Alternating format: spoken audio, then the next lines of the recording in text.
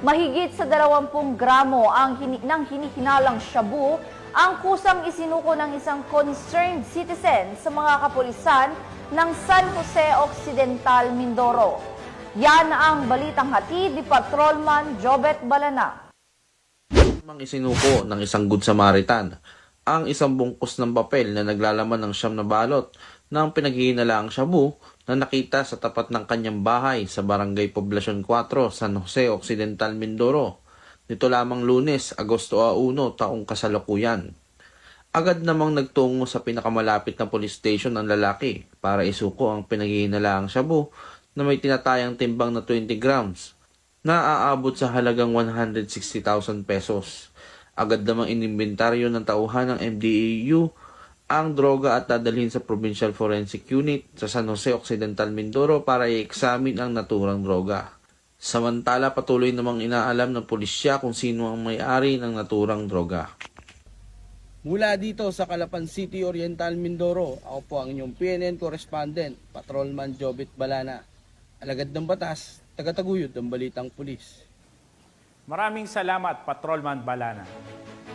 Voluntaryong nagbalik loob sa mga otoridad ang isang miyembro ng Communist Terrorist Group sa Mobo, Masbate.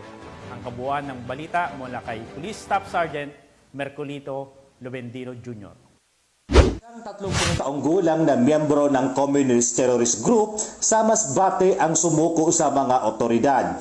Ang pagsuko ay naganap sa Barangay Mandali, Mobo, Masbate. Ang magagumpay na operasyon ay pinangunahan ng pinagsamang kupunan mula sa Mobo Municipal Police Station, Provincial Intelligence Team ng Masbate, Regional Intelligence Unit 5, Intelligence and Operations Section ng Special Action Force at ang 96 MICO. Ang rebelde na sumuko na kilalang si alias Ramir ay miyembro ng Kilusang Larangan Guerrilla North sa ilalim ng Sub-Regional Committee 4 ng Bicol Regional Party Committee na nag-ooperate sa 2nd District ng Masbate. Ang pagsuko ay resulta ng masusing intelligence work ng mga tauhan ng PIT Masbate, RIU-5 at Mobo Municipal Police Station. Si alias Ramir ay kasalukuyang nasa kustudiya ngayon ng PIT Masbate at RIU-5 para sa masusing debriefing at dokumentasyon.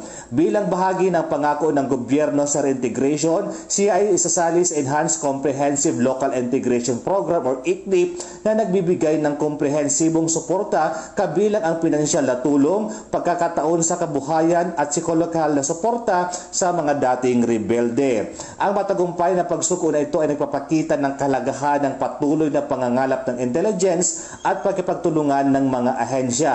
Hinimok ng PNP Bicol na pinamumunuan ni Police Brigadier General Andre Perez Dizon, Regional Director, ang iba pang natitirang miyembro ng CTG na sumunod at pagbalik loob sa gobyerno. Hindi pa huli ang lahat para pumili ng bagong landas at yakapin ang pagkakataon para sa bagong simula. Mula po dito sa Legazpi City, ako po yung Police News Network Correspondent, Police Staff Sergeant Mercolito P. Lubendino Jr. Alagad ng batas, tagataguyod ng balitang pulis.